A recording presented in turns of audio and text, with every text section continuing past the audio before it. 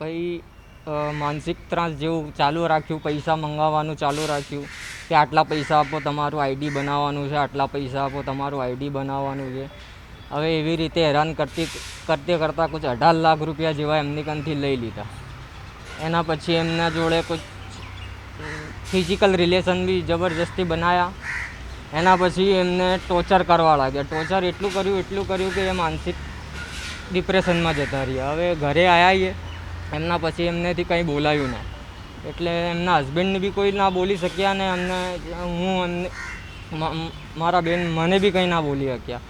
એ ડિપ્રેશનમાં એવા હતા કે એ ટેન્શનમાં જ રહેતા હતા, કંઈ કોઈને કંઈ બોલતા નહોતા ને બસ આવી રીતે કંઈ 16/9/2024ના દિવસે એમના ઘરની અંદર સલ્ફર ઝેરની ગોળી ખાઈને એમને આપઘાત ખાઈ લીધી. એના પછી મારા ભાણાનું ફોન આવ્યું મારા ઉપર કે મામા કે અમ્મી કી તબિયત ખરાબ હુઈ है.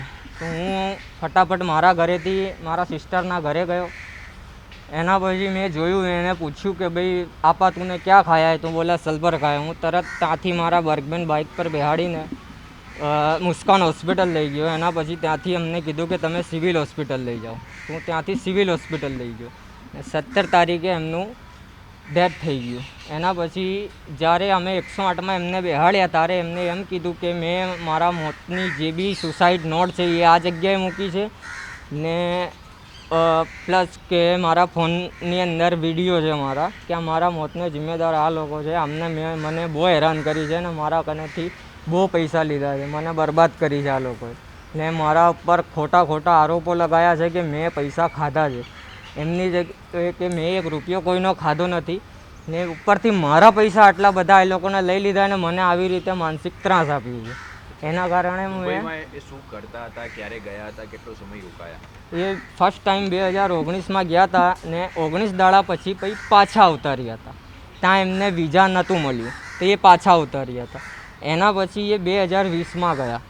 2020માં ગયા. એના પછી એ 2.5 વર્ષ ત્યાં રહ્યા ને એ સામનેવાળા માણસે અખ્તરે ને એના ફાધરે ને એ બધાએ એમને કે હા અમને તમે વિઝા અપાઈ દઈશું કરીને એમને 2.5 વર્ષ રાખ્યા ને એ પેનલ્ટી ચડી ગઈ એમની. શું કામ ત્યાં આગળ કરાવતા? એ હાઉસમેટનું કામ કહીને અહીંયાથી બોલાયા હતા, બાકી ત્યાં કોઈ કામ આપ્યું નહીં. એના પછી અખ્તરે એમ કીધું કે તું અમારી ઓફિસમાં કામ કે આ જેટલી બી હાઉસમેટ આવે એમનું સંભાળવાનું કામ કરો, અમે તમને મહિને 1000 રૂપિયા કે 1100 રૂપિયા લઈને પગાર આપીશું દિરમ. પણ આ સુધી 1 બી રૂપિયો પગાર બી નથી આપ્યો એને. આપની શું માંગ છે? મારી માંગ એવી છે કે જેટલા બી ગુનેગાર છે એમને કડીથી કડી સજા મળે. અચ્છા, અને આ જે વાત કરી અખ્તર કોણ છે, ક્યાંનો રહેવાસી છે, એ વિશે કોઈ માહિતી ખરી? અખ્તર યુપીનો કંઈ સંત કબીરનગરનો રહેવાસી છે. એમનો પાસપોર્ટના ઉપરથી ખબર પડે છે કે સંપર્ક કેવી રીતે થયો હતો તમારી બેન સાથે? એ કંઈ બોમ્બેથી સંપર્ક થયો હતો ને અહીંયાથી ફર્સ્ટ ટાઈમ જે ગયા હતા કોઈ રાબિયા કરીને મેડમ હતા એમની જોડેથી કોન્ટેક્ટ થયો હતો. અચ્છા, હવે તમારા બેન દુબઈથી ક્યારે પરત આવ્યા, કયા સંજોગોમાં આવ્યા? તો તમે એમને બોલાવી લીધા કે પોતે જાતે જ આવ્યા? ના, એમના હસબન્ડ એમને પાછા બોલાવી લીધા કે હવે તું આવતી રહે, નહીં તો હું આવી રીતે કે તું પાછી આવતી રહે, આપણે કંઈ જરૂરત નથી.